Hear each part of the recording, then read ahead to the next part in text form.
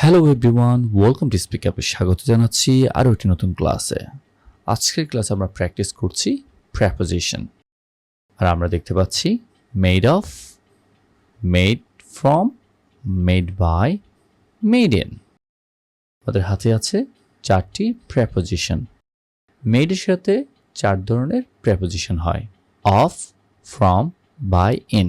কিন্তু of versus from সবচেয়ে বেশি important, made of or made from. So কোনটি কখন হবে তা আমরা শিখব আজকে। সো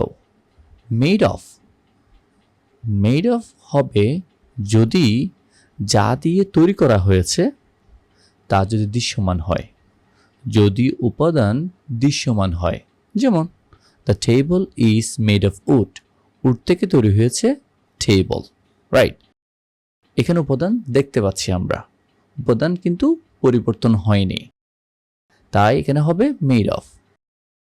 মেড ফ্রম হবে যদি উপাদান পরিবর্তন হয়ে যায়। যেমন paper is made from wood, wood থেকে তৈরি করা হয়েছে পেপার, রাইট? অনেকে কিন্তু সেটা জানে না, কারণ সে দেখতে পাচ্ছে না, রাইট? যেমন আমরা এই পিকচারটা একটু দেখি, এখান থেকে তৈরি হয়েছে টেবল, আমরা দেখতে পাচ্ছি, জাস্ট আকার পরিবর্তন হয়েছে কিন্তু উপাদান কোনো পরিবর্তন হয়নি। আর এখান থেকে হয়েছে পেপার, রাইট? উপাদান পরিবর্তন হয়ে গিয়েছে, আমরা দেখতে পাচ্ছি না, সম্পূর্ণ পাল্টে গিয়েছে। কেমন? তখন হবে মেড ফ্রম। যেমন দেখুন, the table is made of wood, wood থেকে তৈরি হয়েছে, দেখতে পাচ্ছি আমরা।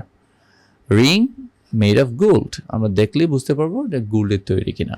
কেমন? বাট ওয়াইন তৈরি হয়েছে গ্রেপস থেকে, ঠিক আছে? যতক্ষণ আপনি স্বাদ নিচ্ছেন না ততক্ষণ বুঝতে পারবেন না। ঠিক একইভাবে paper is made from would. কখনো কোনো কিছু কোনো কোম্পানি বা কেউ তৈরি করে তখন বলবো আমরা মেড বাই।